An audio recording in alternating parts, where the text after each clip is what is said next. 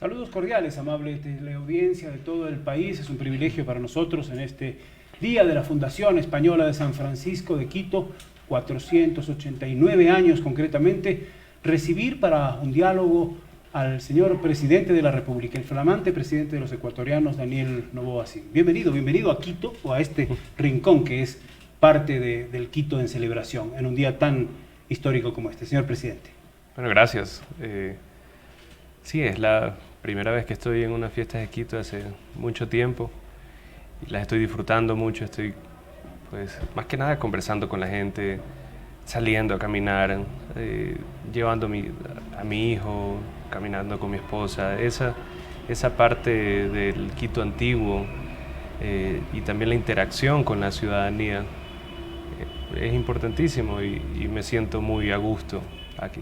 La capitalidad siempre tiene una condición importante, que es recibir, por supuesto, a personas de todos los países, de todo el país, y los quiteños y los vecinos de Quito siempre estamos contentos de vivir en una ciudad que además tiene un patrimonio cultural de la humanidad, tiene estas joyas de arte colonial que estará visitando. Tiene 18 meses, yo le voy a recomendar que se tome, aunque sea una vez al mes, visitar alguno de los conventos coloniales para que cada vez se adentre más. Y los vecinos de Quito se adaptan muy bien, se vive muy bien. Hay que mejorar la calidad de vida y hablaremos de algunas cosas de eso, señor presidente. Pero de momento, lo primero hay que acostumbrarse un poquito al frío, ¿no? Supongo. No, la verdad que no me molesta el frío ni la altura. La altura nunca le ha tomado, no, en su paso por la asamblea tampoco. Bueno, tampoco, pero desde que era niño competía en esquí alpino y en snowboard. Entonces siempre hice ejercicio en la altura y de esa manera siempre me acostumbré, digamos, a la altura. Así, inclusive cuando me hacían exámenes de sangre tenía un nivel muy alto de glóbulos rojos, en eso parecido a personas de la sierra. Bueno, esa es una ventaja de momento para empezar a vivir en Quito de modo constante. Por supuesto, los recorridos por todo el país serán trascendentes. Y este símbolo de Quito como capitalidad, ¿cómo lo asimila usted, señor presidente? Bueno, siempre Quito está en la vanguardia en la parte política y diplomática. Es una ciudad también que vive a diario la política, muy exigente, noble, pero al mismo tiempo cuando hay algo que no le gusta, pues se hace sentir.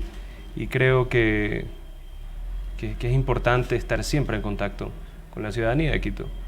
Yo gané en Quito en primera y en segunda vuelta, y yo diría que gracias a Quito, gracias a la solidez de nuestra votación en Quito, es que pudimos ganar la presidencia. En Quito y en la Sierra ustedes tuvieron una votación significativa. Ahora, sí, yo quiero contarles un poco a nuestros televidentes, oyentes, dónde estamos. Estamos en un sitio emblemático de Quito, la heladería San Agustín. Está el anfitrión aquí, Andrés Chaguaro. Le voy a pedir a Andrés que se acerque un poquito.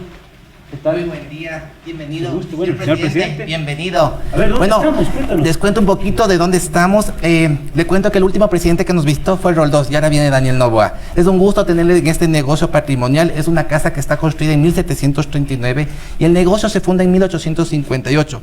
Nuestra misión aquí es el rescate de todo lo que es la cultura, el patrimonio intangible que tiene Quito, el arte, la gastronomía, la música, los trajes tradicionales. Ustedes tienen varios premios ya, ¿no? Como un negocio emblemático, sí, de la ciudad, ¿verdad? Pero más nuestra misión, lo más importante es el rescate, que no muera nuestra historia, que no muera nuestra cultura, ¿no?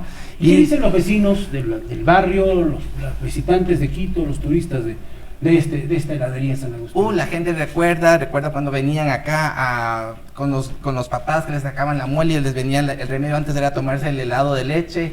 O cuando vamos a degustar ahora el rosero, que es una bebida que se está perdiendo, que es una bebida típica de la gastronomía andina de Quito, que fue hecha en el siglo XVIII y estamos en el proceso de rescatarla. Cuéntanos al presidente y a todos. No sé si ha probado rosero, señor presidente. Será mi primera vez. Mucha gente piensa que es en nombre al apellido Rosero, pero no es así. Es así, lleva este nombre porque se prepara con agua de rosas. Es una bebida que se la preparaba para festejar el Corpus Christi. En los conventos quiteños, las monjitas durante una semana preparan diferentes aguas de diferentes flores andinas para preparar esta bebida que viene con maíz y arroz. Y aparte es como un comibebe, viene con frutas andinas como el chamburo, el chihualcán y la piña. aparte de eso tiene un sincretismo. ¿Por qué tienen todas estas bebidas, sobre todo en la piña? No sé, cuando vaya, le vamos a invitar a que vaya a los claustros quiteños, usted va a ver que está lleno de piñas. Es un simbolismo, Claro. es el sincretismo que tienen los conventos, porque la piña simboliza salud. Es la vitamina No, C que no había. te demores más y convidan al presidente Claro. Rosero, ¿qué te parece?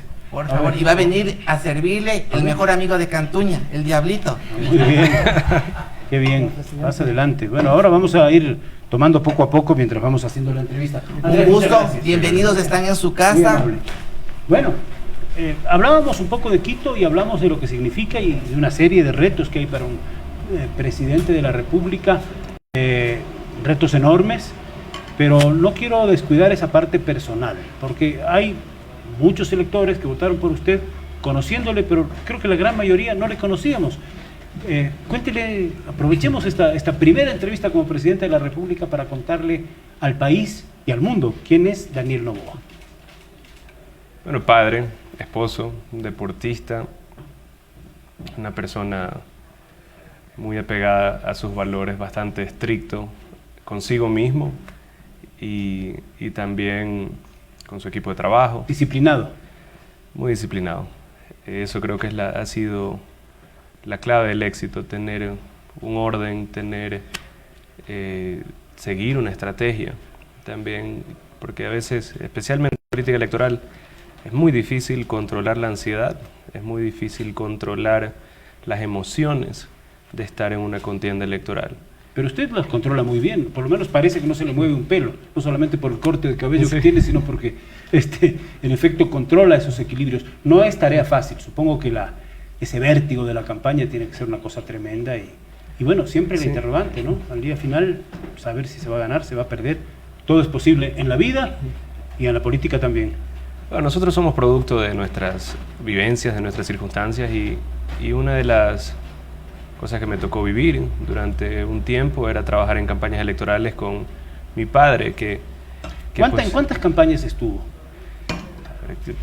estuve en todas. Pero bueno, desde pequeñito Estuve- algunas en casa y otras Claro, en la calle. estuve en total 11, 12, pero de que trabajé en 8 campañas electorales. Y no, Trabajé a pesar como de- consultor también. A pesar de la intensidad de las campañas, de las derrotas, ¿no le apartó eso de la política o le dio más brío para algún momento pensar en ocupar la presidencia? En eso es algo que también lo mencioné en entrevistas pasadas. O sea, yo sí tuve una ventaja, que es vi en grandes contiendas electorales los errores, los aciertos de generaciones pasadas.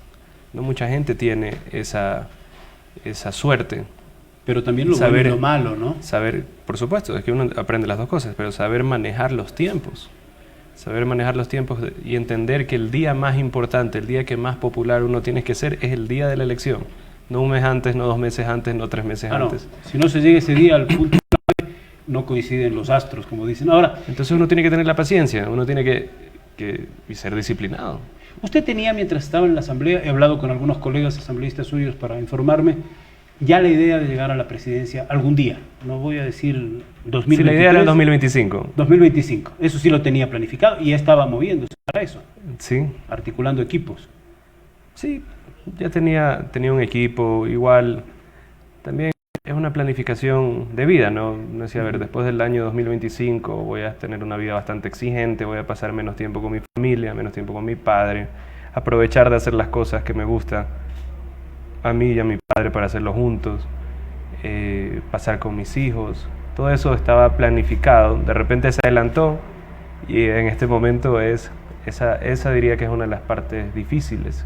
Señor presidente, quiero volver un poquito a su vida personal. Algo nos esbozó de sus deportes. ¿Cuáles son los principales deportes que practica? ¿De cuáles gusta? Un poco para que nuestra teleaudiencia lo sepa. Futbolista. Futbolista. ¿De qué jugaba? Yo jugaba de delantero izquierdo, Izquierdo. emelexista. De Melec. Ya, Melec. ese es su... ¿Y sigue jugando fútbol o no? Poco, Poco. pero sí. ¿Y deportes que practicó Ahora y no, practica? y no lo veo a Melec ahorita porque me da un poco Bueno, de está mal en la tabla, pero depresión. todo es pasajero. No, lo veo en televisión porque en televisión puedo apagar. Ya cuando voy al estadio ya no puedo apagar nada. ¿Y deportes personales que usted practicó o practica en este momento? Artes siempre, desde muy chico. O sea que mejor ni cómo Mi padre contradecirle porque se No, pone... mi padre siempre quiso que sepamos pelear, no para andar buscando peleas, sino para, para saber por defenderse, si que es acaso, clave, ¿no? por si acaso alguien se nos quería cargar y molestar. Entonces, artes marciales y de ahí esquí alpino y snowboard.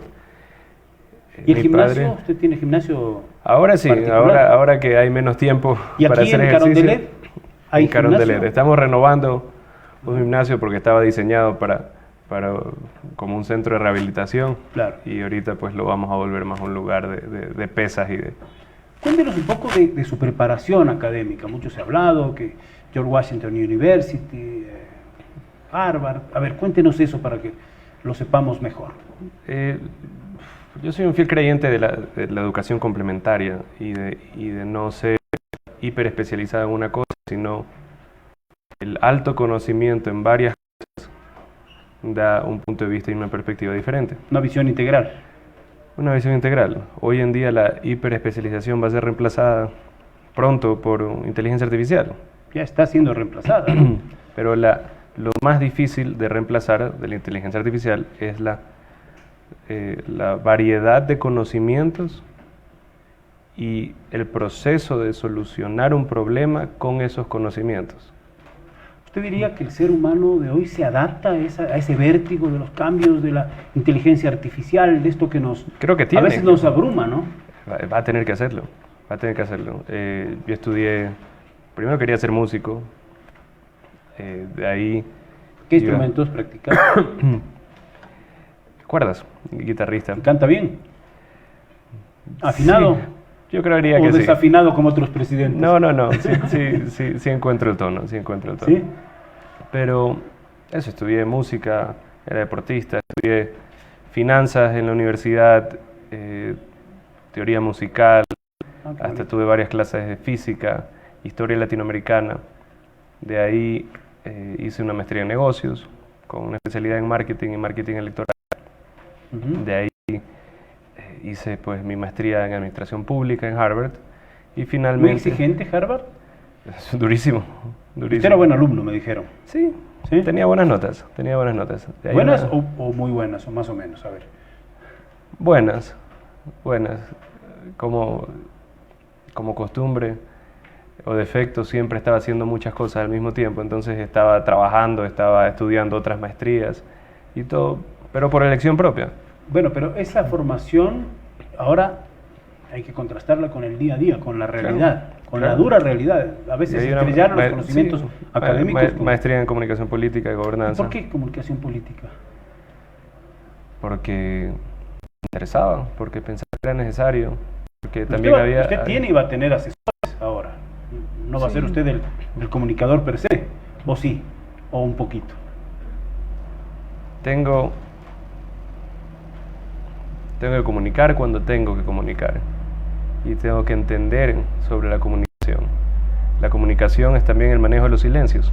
No es solo la cantidad de palabras pues, por minuto que pueda decir, sino es saber cuándo hay que estar en silencio, saber cuándo hay que explicar, saber cuándo usar vocería, saber cuándo tener un tono más enérgico, más explicativo.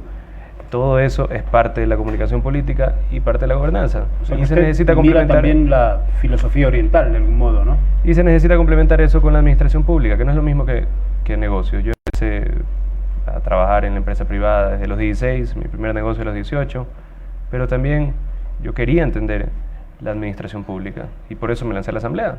Eso no fue un accidente. Creo que es una buena escuela, una escuela dura, y la asamblea es un ejercicio de paciencia.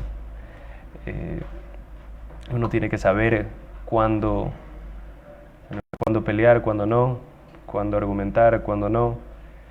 Entender también de que en el legislativo te puedes estar ahorcando por una ley, el siguiente día te vas a almorzar con la misma persona con la que estabas debatiendo fuertemente.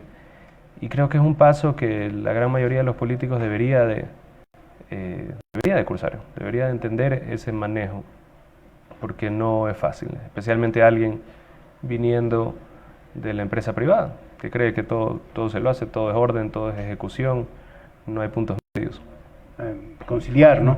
Es un tema clave. Ahora, el equilibrio entre la paciencia que usted experimentó en la Asamblea y ahora el vértigo en la presidencia, en la primera magistratura, en la necesidad de tomar una serie de decisiones frente a las grandes expectativas y esperanzas nacionales. ¿Cómo mira eso? ¿Cómo está asimilando este tiempo?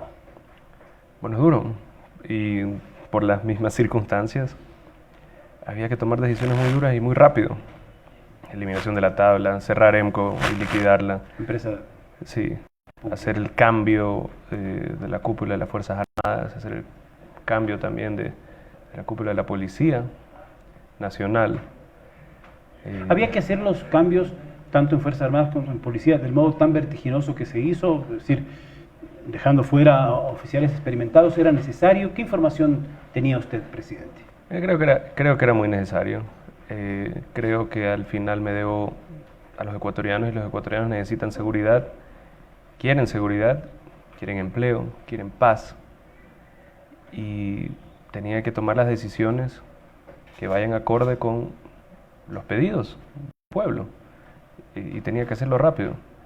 A veces dejar pasar el tiempo es inacción, y la inacción es una decisión. Pero habrá estudiado las hojas de vida de los oficiales que ahora están al mando, y todos, por supuesto de los que se fueron, ¿no? De todos.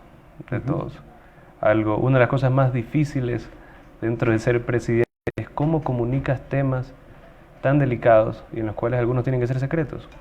Claro. Como el tema de seguridad. No es que sales todos los días a decir, a ver, bueno, hoy vamos a hacer 8 operativos, vamos a mover a 40 oficiales, vamos a tener a un equipo del GEO que va a entrar a 4 casas en Durán. No puedes hacer eso de ahí. Claro, se les da pistas al enemigo, que es el crimen organizado, la Exacto. delincuencia, ¿no? Entonces eso es lo más difícil.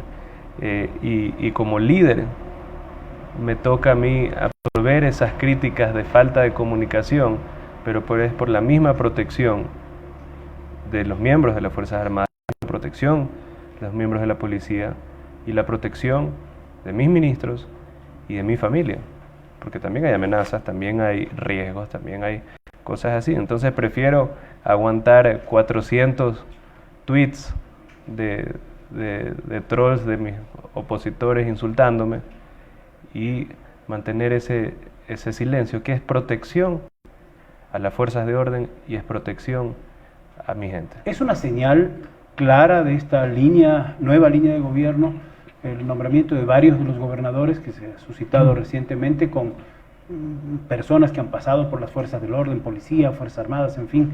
Es decirle al país, esto quiero y esto vamos a hacer, no sé si sin decirlo, pero ¿es nítida la señal o no? Sí, necesito gente dura, necesito gente que tenga también un sentimiento de patriotismo, porque ser gobernador no es ni debería ser pues un botín económico ni político, es el representante del Ejecutivo en territorio, ni tampoco debería ser regalado como una política a nadie. Ahí es cuando empiezan los problemas. Representante del Ejecutivo en territorio frente a una situación enorme de demanda de seguridad, la inseguridad campea. Sabemos lo que pasa en provincias como Esmeraldas, ¿sí?, como Santo Domingo, en Guayaquil, en fin, en Quito también, en todo el país. Y la sensación que nos ganan la batalla, que estamos en indefensión. ¿Cómo darle la vuelta a eso? Con la prudencia del caso, con los equilibrios del caso, pero con acciones que se noten, que la gente vea. Está trabajando el gobierno en esta línea. Bueno, hay que ganar batallas.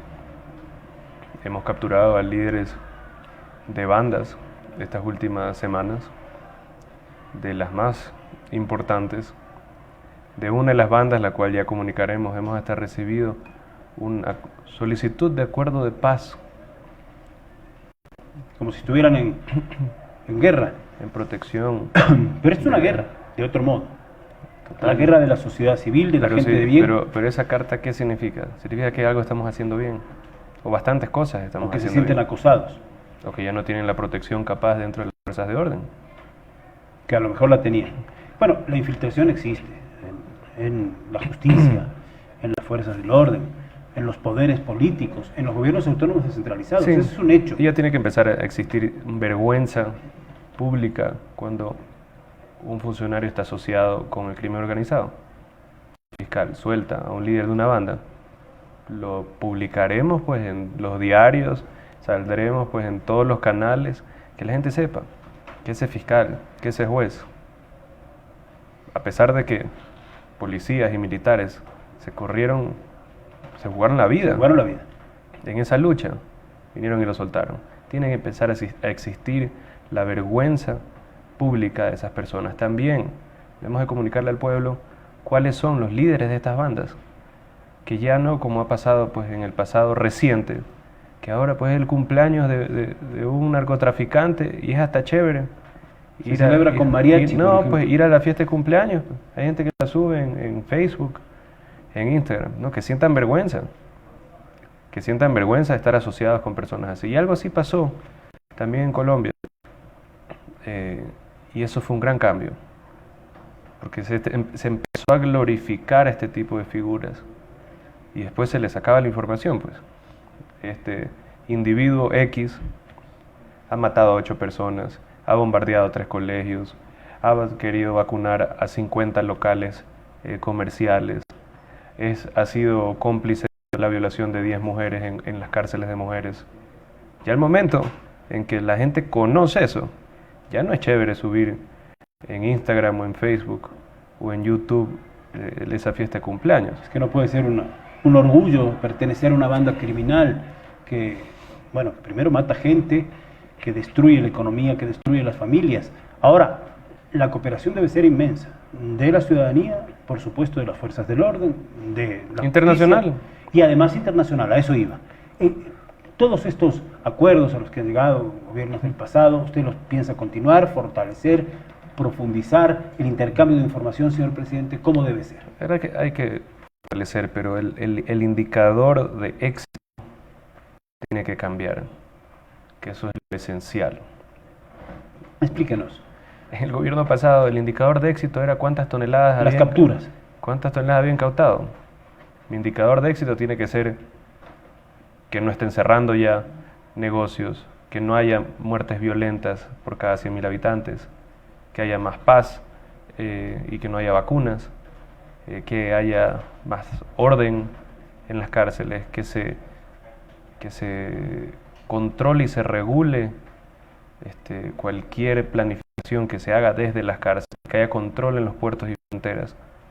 No es fácil de alcanzar, este es un reto enorme. No es fácil. Y se juega la vida mucha gente, como usted ha dicho, las fuerzas del orden primero. No es fácil alcanzar, pero tampoco pero es los fácil. vecinos de los barrios marginales, sobre todo, ¿no? Y tampoco es fácil llegar aquí.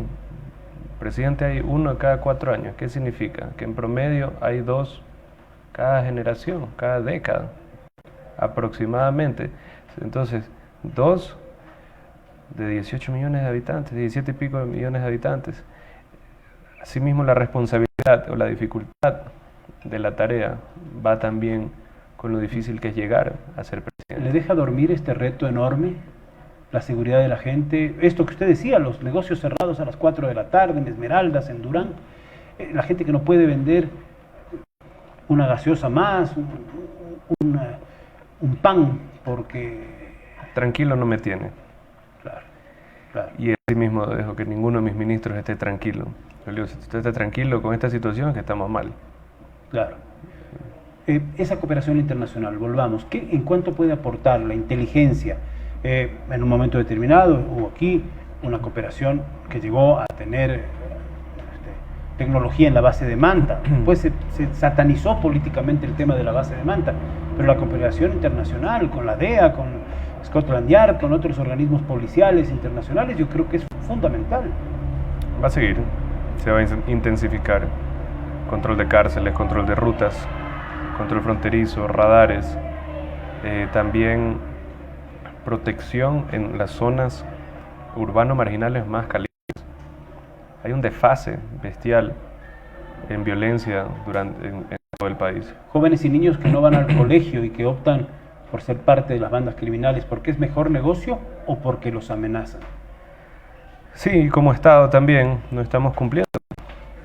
vamos a empezar a cumplir, pero tenemos un problema, que 200 y pico mil de jóvenes de 18, 19, 20 años no están pudiendo acceder a una escuela superior, a una escuela técnica o a una universidad o un sistema dual. Entonces ese chico de 18 años, capaz en Durán o en Santo Domingo o en Esmeraldas, tiene 2 hermanos menores, tiene una madre que es capaz diabética. ¿Qué hace si no tiene que comer? Y el Estado tampoco le está ayudando No a le da conseguir oportunidades. ni un empleo, Se entiende. ni educación. Pero hay que justamente promover eso y lo del empleo. Ya vamos a ir a lo del empleo a propósito de la ley, pero no quiero dejar de lado lo que fue también una oferta de campaña, el tema del sistema carcelario, que está en la ruina. Hemos tenido crisis carcelarias, matanzas salvajes, dominio, casi gobierno de las bandas criminales dentro de las cárceles. ¿Se cambia eso de alguna manera, señor Claro. presidente? ¿Cómo? Hay un plan bonito. No se lo cuente a Fito todavía. No me lo va a contar. No se lo cuente a Fito todavía. Bueno. Pero dentro de la misma segmentación se tiene que separar. Lo que sí le puedo decir es que ya la penitenciaría litoral va a dejar de parecerse más al Quicentro y pues va a aparecer un centro de rehabilitación. Con seguridades para el problema para el central, personal. el problema central está en la penitenciaría litoral. Ese es el neurálgico. Lo que pasa es que las soluciones son muchas. Yo estos días que comentaba la posibilidad con alumnos de la Universidad Internacional, decía, vamos a ver si conversamos con el presidente. Todos enfocados primeramente al tema de seguridad y al empleo, por supuesto, y hablaremos de eso. Pero el asunto de las cárceles, y sorprendió su oferta de las barcazas. ¿Es viable? ¿Es posible? ¿Cuántas personas puede tener una barcaza? ¿Cómo es los costos y la operación logística de Las tener barcazas siempre fue una medida complementaria y fue una medida provisional. una parte? No, es para segmentar y para sacar a los presos que son amenazas reales a la seguridad ciudadana y al país, y tenerlos aislados hasta que se termine la construcción de las cárceles de máxima seguridad y super máxima seguridad. ¿Y eso se podría implementar en breve tiempo, señor presidente? Una barcaza puede llegar en 7, 8 meses, dependiendo de qué tan lejos esté, porque muchas de las barcazas no están operativas o no son autónomas, tienen que ser arrastradas por otro barco. Ya tenemos identificadas 3 opciones, una está en Australia, otra está en Reino Unido, otra está en Estados Unidos, para traerlas. ¿Y qué dicen los expertos en seguridad de la logística para, no sé, rodear, para tener anclada una barcaza? No sé cómo sea la operación, la verdad no conozco mucho de eso, pero imagino que debe ser complejo, ¿no? Es complejo, pero más complejo es tener a todos esos mismos líderes en una penitenciaría en el centro de la ciudad más poblada del país, manejando operativos de violencia y de crimen organizado. O en La Roca, donde se volaron el techo, por ejemplo. Fíjese, Sí. cosa complicada. ¿En qué tiempo se puede cambiar la situación de las cárceles del Ecuador? Mucha gente hace la analogía con Bukele, con El Salvador, la construcción de esas mega cárceles. ¿Creen esa Es la misma gente, posibilidad? es la misma gente. Son los mismos diseñadores, son las mismas compañías, es la misma gente. Es cooperación israelí en el diseño de las cárceles de Max, Supermax y la segmentación para delitos menores y contravenciones. Es un sistema que no es que lo inventó Bukele, es un sistema que venía de México, que asimismo lo lograron en Tailandia, lo lograron en Singapur, antes de México, y después de México El Salvador, y de ahí vendría el Ecuador. Y el tema tecnológico, por ejemplo, para bloquear el uso de celulares o teléfonos satelitales en las cárceles a los delincuentes y que los tengan en efecto y de modo muy activo las fuerzas del orden. Yo sé que es una inversión millonaria, pero es indispensable, me parece, presidente. Totalmente. Pero empecemos por la parte más análoga. En una celda de un líder de una banda, que no haya enchufe. Claro, para que no tenga donde cargar el celular. Empecemos por lo más básico. Si quiere, pues, o sea, hacer el megasistema tecnológico, pues sí, traemos a los americanos, a los israelitas, a los ingleses, que tienen cada uno sus sistemas increíbles, pero empecemos por el hecho de que no le pongan un enchufe al líder de la banda para cargar su celular, que no tenga un router adentro de su celda. Entonces eso es más que la tecnología, es el cuerpo administrativo La voluntad de las cárceles. La voluntad de quienes tienen el mandato, y Eso en este lo puede- caso directo lo puede el ver presidente, lo ¿no? puede ver en YouTube. Ah, Mire la celda de Fito, 4 enchufes. ah, Sí, parece, inaudito, ¿no? parece aquí el Marriott. Eso se va Tiene a más cambiar. enchufes que un cuarto ¿Se del va a Marriott. cambiar, podría decirse de modo inmediato, plazo Sí, por corto? supuesto, por supuesto. No digo, tiene más enchufes una celda en la penitenciaría del Litoral que un cuarto de hotel en el Marriott. La gente en la calle, caminando, yendo en bus. Ahora usted visitó el metro la semana pasada, además ha hecho un compromiso para extender el metro, pero la gente se sube al transporte público y le roban el celular.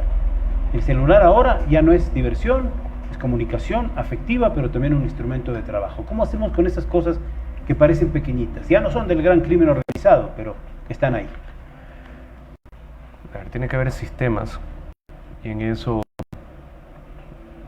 se ha implementado en el Asia, así mismo como en Europa Central y en Estados Unidos, sistemas de anticipación de crimen. En las zonas calientes o en el transporte público, cámaras que verdaderamente funcionen, sensores que verdaderamente funcionen, sistemas de alarma que verdaderamente funcionen, anticipación y comunicación, para que pues de repente suene una alarma dentro de un bus y ya está esperando en la siguiente parada la policía.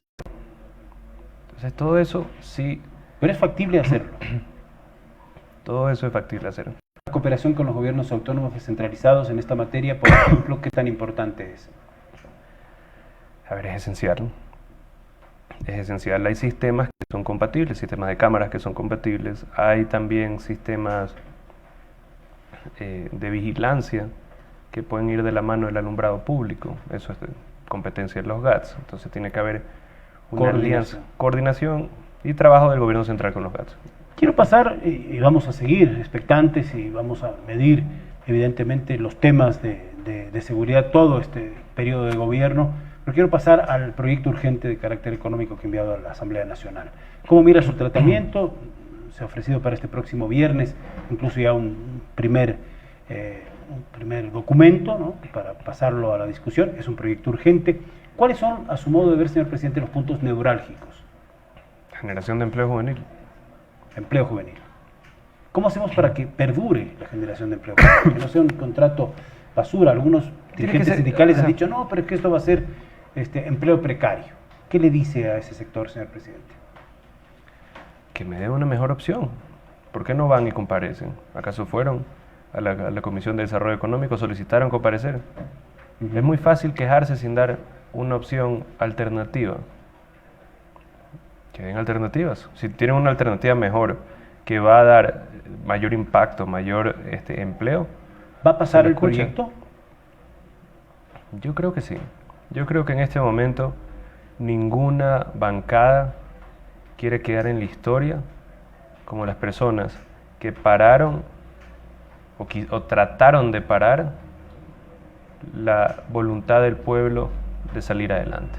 ¿Ve usted una opción en las zonas francas, como se lo ha planteado? Han funcionado de distinta manera en el tiempo. Cuando usted era legislador también llegó un proyecto de manos del expresidente. ¿Es una opción las zonas francas para incentivar el trabajo y la inversión? A ver, hay cosas que yo no estoy de acuerdo con las zonas francas y hay cosas que sí estoy de acuerdo.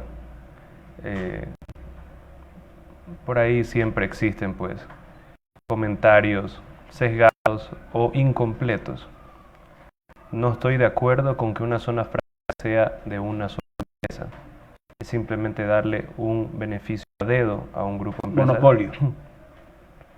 Por ejemplo, zonas francas debe de ser una zona en la cual varias empresas, especialmente las que les sea muy difícil operar en el sistema fuera de las zonas francas, puedan operar y puedan ser competitivas a nivel mundial, así sean servicios, sea en pues cualquier tipo de almacenaje o mezcla o lo que sea. Entonces, empecemos por ese pequeño detalle, que la zona franca sea un lugar en el cual empresas que no pudiesen operar fuera de la zona franca tengan la opción de salir adelante. Porque competimos contra el mundo. No competimos internamente en un país, competimos con el mundo. Países como Uruguay, República Dominicana, que tienen varias zonas francas. países como Jamaica, países como la India, que tienen zonas francas y que tienen empresas de servicios en el cual se vuelven muy competitivos en esa área específica. Entonces, las zonas francas, uno, no pueden ser un monopolio. Dos, tienen que tener una razón específica de beneficio en el cual atraiga plazas de trabajo que sin esa zona franca no pudiesen ser atraídas. Y un punto adicional, que es algo en el cual yo estuve en el tratamiento de la ley, de una ley parecida, porque no Sí, es la, no era igual. no es igual, es más, se parece la ley nueva a cómo nosotros la modificamos en la Comisión de Desarrollo Económico. Otra cosa, que existe un real, que no sea solo por una razón política poner una zona franca en un área específico, sino que tenga un beneficio. Sentido social, claro. Uno, sentido social. Dos, ventaja logística. Claro, movilización de productos que van y vienen. Y tres, Otro tema, y interconexión, aunque sea volver a lo de antes, a los temas de seguridad, para que y haya tres, controles, para y que no haya tres, droga. y tres en zonas que tengan una ventaja logística. Señor ¿A presidente, qué me refiero? Zonas costeras y zonas que son prioritarias, que son las zonas fronterizas. Me dicen que estamos apretados en el tiempo, no quiero dejar de tocar el tema político, pero en cuanto a la ley urgente, el tema que ha sido polémico es esto de la remisión, de una nueva amnistía tributaria, dice que se van a beneficiar los que se beneficiaron antes. ¿Su concepto cuál es? A ver, mi concepto es que en un país y en un sistema económico que nos lo han dejado destruido, es un mecanismo de recoger caja rápido, de lograr obtener efectivo rápido para compensar. Ha pasado en todos los gobiernos, incluido el gobierno de la Revolución Ciudadana, Sí, claro. incluido en el gobierno del Moreno, en el gobierno de Lazo y en los gobiernos anteriores. Pasó con los Gutiérrez, ha pasado antes.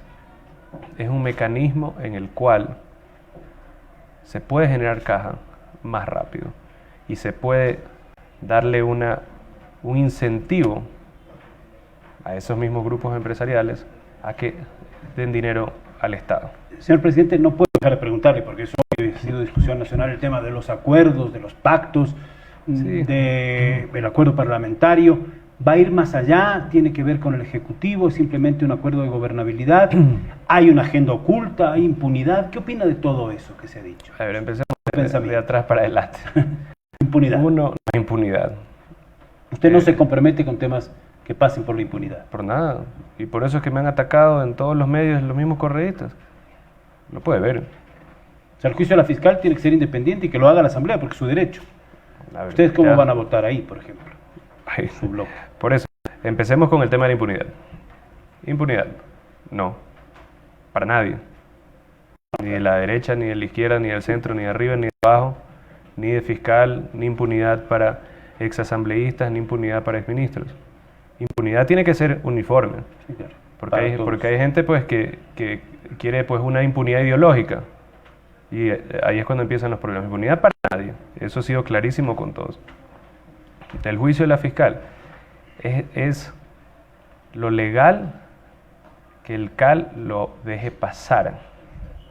Eso no significa que los mismos miembros del CAL o las bancadas Vayan a votar a favor. vayan a votar a favor. Nosotros no vamos a votar a favor nunca por el juicio de la fiscal. Jamás.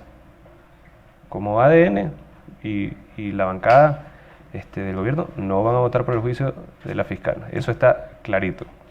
Tenemos que concluir. Límites y alcances del pacto del acuerdo. Con eso No concluimos. hay ni pacto ni acuerdo. Yo le voy a dar Bueno, en la Asamblea sí, pues. dato mata relato. ¿Cuántos votos sacó? 116 creo, ¿no? 128. 28. ¿Pacto de qué? ¿Pacto del 90% de la Asamblea? El vicepresidente de ADN, ¿cuánto? 130. Eso es 95% de la Asamblea. O sea, pactó el 95% de la Asamblea para eso. ¿Para eso? ¿Qué pacto va a hacer si que están todos pues metidos ahí? Bueno, si hay un Ciento- acuerdo, es que no hay que satanizar los pactos. El vocal del CAL de ADN, 131 votos. Mm. La Asamblea es así, en algunas cosas te pones de acuerdo, en otras cosas no te pones de acuerdo. Tema de la fiscal, por ejemplo, no vamos a estar de acuerdo. Tema de la ley económica urgente, espero que por el bien del país todos estén de acuerdo. Por más que ahí veo que unos insultan, otros atacan, otros dicen lo que sea, es por el bien del país. Tenemos que terminar. Me ordenan así desde la dirección de cámaras, claro. ¿Va a haber gobernabilidad en su gobierno, señor presidente? Yo creo que estamos con mucha claridad y con orden estableciendo mayor gobernabilidad de lo que había en el pasado. Hay diálogos abiertos y no existe eso. Yo digo, yo tengo un amigo que me voy a reservar el nombre, que cada vez que es mi cumpleaños, me llama y me dice felicitaciones, feliz cumpleaños. Y yo le digo, gracias hermano. Y me dice, ¿y qué vas a hacer? No, hay una reunión aquí que vamos a hacer, vente, tómate un trago, ven con tu mujer, ven a bailar. Y me dice, ¿y quién va a ir? Y le digo, ¿a ti qué te importa quién va a ir? Pues hermano, te estoy invitando a ti. No, pero si es que va el otro, yo no voy. Y si es que va esa otra mujer que está peleada con mi mujer porque se dijeron de todo en la fiesta pasada, yo tampoco voy. Entonces, ya esa gente es un problema. Igual están invitados a la fiesta, pero de que vengan o no vengan, no lo sé. Pasamos a esta fiesta que es la de Quito para agradecerle al señor presidente constitucional de la República, Daniel Noboa Sin, por este tiempo, por sus minutos, por los conceptos. Ojalá podamos tener diálogos como estos más adelante y de modo más frecuente. Sí, con mucho gusto. Mucha suerte y que viva Quito, señor presidente. Que viva Quito. Gracias. Muchas gracias. Aquí concluimos, amable teleaudiencia, este diálogo especial, el primero que ha tenido el presidente de la República en un canal de televisión y por supuesto con señal abierta para todos los medios. Hasta la próxima.